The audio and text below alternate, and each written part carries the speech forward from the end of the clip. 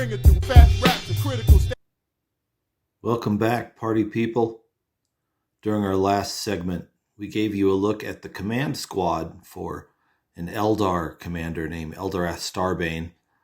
But now in part 2, come along with me, why don't you? As we get every card from this deck out on the table. Sort of talk about what's in there and why.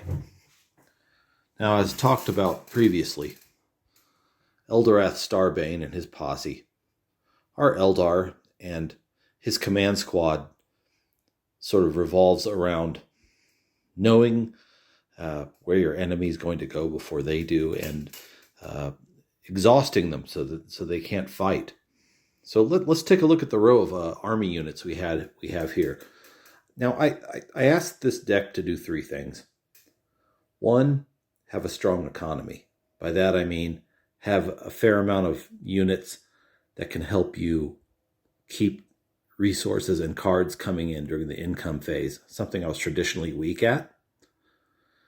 Secondly, to make it tough for my opponent's people to stand up and fight, and also to start shaving cards out of his or her deck as the battle went on. And then part 3 of the plan is I also have a sideboard of elite units and a few very nasty events, which we can talk about. So who's here? Prophetic Farseers. When I deploy them, I get to pull cards out of my enemy's deck. Silvered Blade Avengers. Exhausts enemy units. Bealtan Warp Spiders. Takes cards out of my enemy's decks.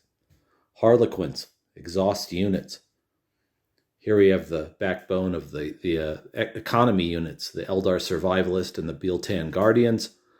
Again, they're made so that planets that, don't have battles on them, there's a phase called the command phase before the shooting starts, where you decide who gets what income.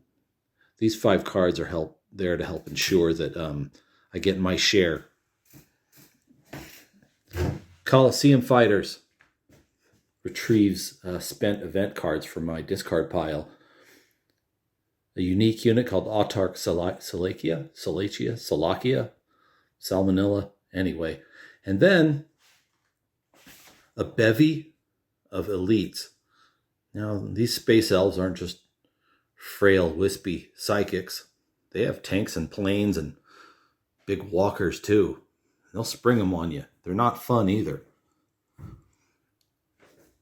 My support game is very minimal. I have 2 copies each of the major cost-reducing supports. These will go in my HQ. Corsair Trading Post on the left reduces the cost of units, and STC Fragment is specifically for helping you deploy elites at a reduced cost. Then we have a bevy of annoying events that let me mess with my opponent's money, mess with their ability to win command struggles, and sometimes just outright trigger semi-apocalyptic events. Look at that. Doom does what it says. Costs 4 to run. Not cheap. Look at that. Destroy each non-unique unit at each player's HQ. Not fun. Empower, nullify, subdual, and then, just because I can't resist them, I have 2 attachments along. Shuriken Catapult.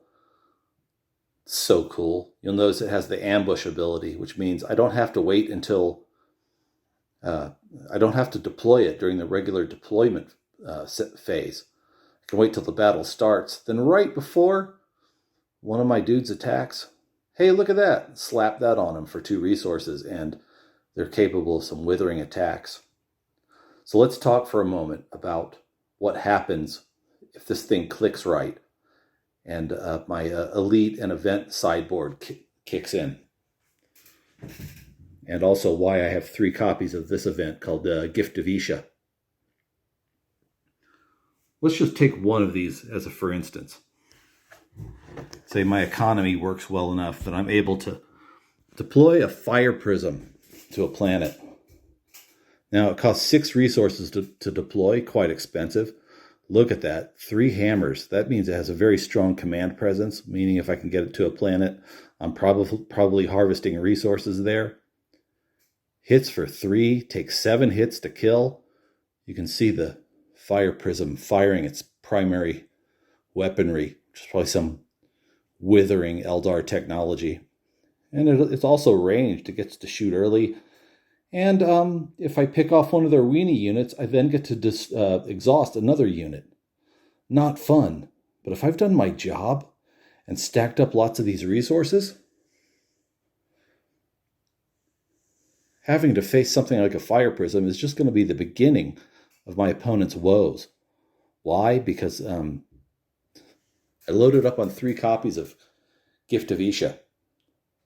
It's basically, as you see in the little illustration there, with the Eldar psyker using some sort of elf magic to revive a fallen colleague. Somebody knocks out my fire prism. That same battle, I can play Gift of Isha, bring it back into play. Here, kill it again. It's goddamn demoralizing is what it is. So there it is. That is more or less the triple prong strategy behind my Eldorath Starbane deck. 1, make money. 2, exhaust my opponent's units and pull key cards out of the deck. And then hopefully the finishing touch comes with those King Hell Eldar events and a smattering of these elites to double the misery.